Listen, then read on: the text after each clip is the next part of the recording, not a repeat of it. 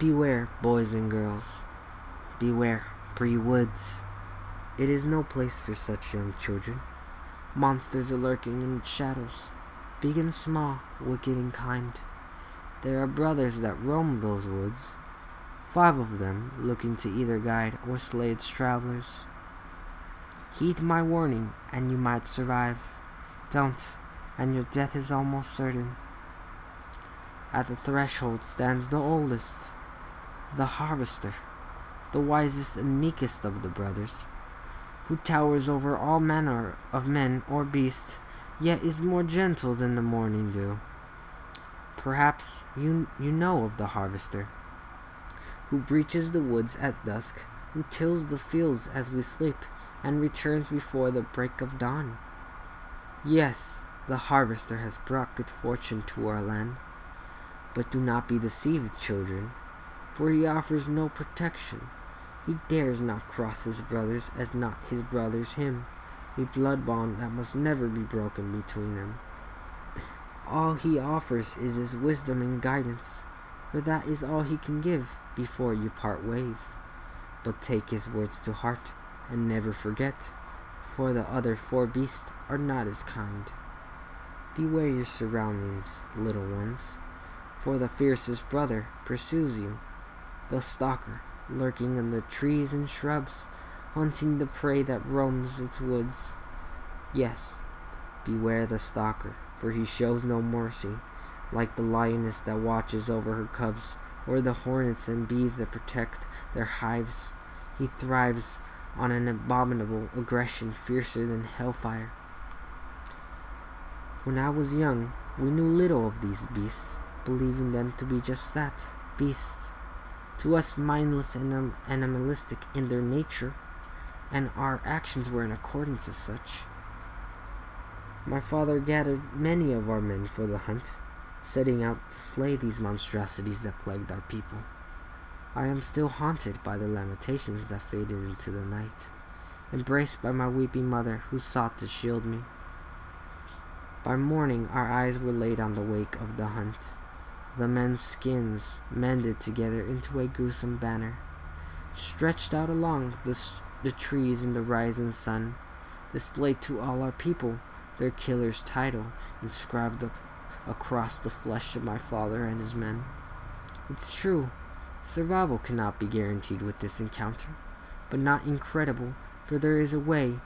You must run, children, run fast and far, running, keep your sight forward, for behind is certain death. This beast is bloodthirsty and nearly relentless. His pursuit will only end with one of 2 means. The first, his hunt proves bountiful. The second, his prey comes upon its other kin, the third beast. Yes, bloodthirsty, but not the least bit foolish, for once you are in the company of his younger brother, you are no longer his prey, but the guest of the sculptor, the most vain of the 5 brutish siblings. Unlike his brother before him, the stalker, the sculptor is more cordial in the presence of strangers. He even strikes many as a kind-hearted creature, appearing elegant and humble in nature. But you are not beyond the realm of danger. Children, although the sculptor seems pure of heart, he is truly self-obsessed and easily offended. From each guest he demands nothing less than absolute glorification. Once you are in his presence, there are no early departures.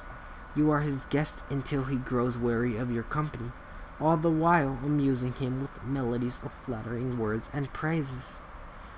Be either his appearance or his talents or even his artistic gifts. As his name implies, the sculptor's most distinguishable trait is his sculpting, spending many countless hours molding, carving, and chiseling away. And what of his materials, you asked, dear children? Well, sometimes wood, other times clay, and a few times unruly guests. Which reminds me of the story of a huntsman from our village, who reeked with confidence daring to accept any challenge. To him the 5 beasts of Bree Woods were just that, a challenge that he sought to conquer. At its threshold he passed the harvester, who sensed the determination of the huntsman. He besought him to reconsider, continuing forward. You will not make it far like that, he warned. The huntsman scoffed at the first beast's pleas, presuming his words were a means of intimidation. He continued into the woods where the next of the 5 waited, leaving the gentle harvester in a daze. Well, days passed, then weeks, and then months, and there was no evidence of the huntsman's return. Many wondered of his fate, but only I was determined to seek the truth. In the dead of night, I slipped from my bed and hurried to the fields. There, the lonesome harvester tended the soil. I anxiously asked, "What of the huntsman?" The lofty creature looked down to me, and with a somber note, he answered, "He was swift and spirited in eluding the stalker's grasp, but was far too assured, and was seized by the presence of the sculptor." The sculptor gave to him a nod, but the huntsman did not return it.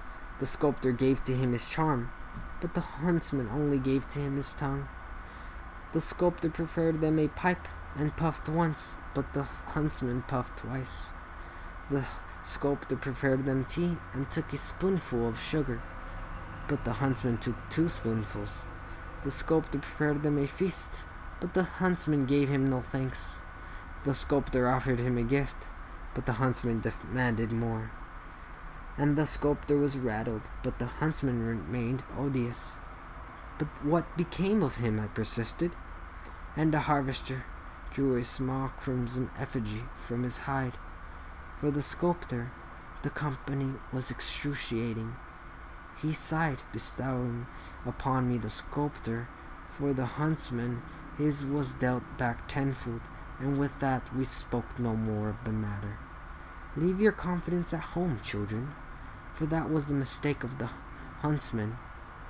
You should be timid and respectful, or you will be modeled into his next piece.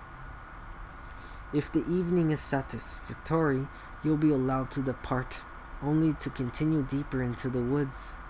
Confrontation with the forest beast, however, is preventable. Just fight shy of the scent of ginger ash.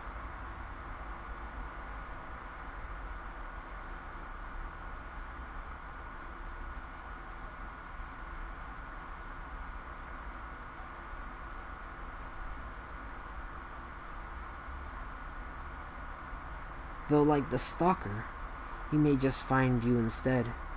The brewer, the most debauched of the 5, a stumbling, bumbling, drunken brute, seeking to indulge himself with a lavish feast. He offers to all travelers of the woods his brew, a deceptive concoction contrived to tempt any mortal, enticing them with a heavenly scent that is nearly irresistible. But you must resist, boys and girls. Do not partake of the drink. You cannot let it woo you. With only a droplet of the repugnant ale, you will fall into an eternal rest. And when you are exposed and defenseless, the brewer lets his true intentions be known. He devours his unsuspecting prey, slow and agonizingly, bit by bit. Your will must be far greater to overcome this incitement. It is the only thing that separates you from life and death.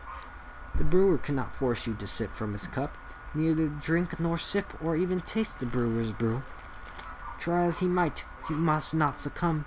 Brace yourselves and persist, for you must regain your bearings for what waits ahead. The 5th and final son of the Bree Woods, the spoiled, with laughter like sobs, the sobs like laughter, he skitters along the forest floor like vile vermin, driven by a tormental desire for what others possessed.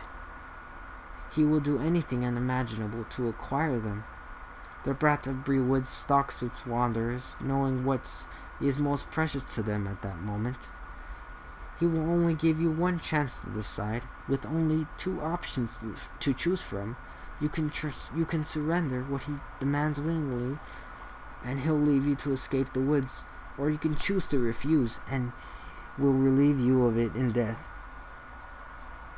You do not see many strangers to our village. and that is owing to the spoiled. They are not as fortunate to first encounter the harvester, who offers his guidance to ensure them a safe passage.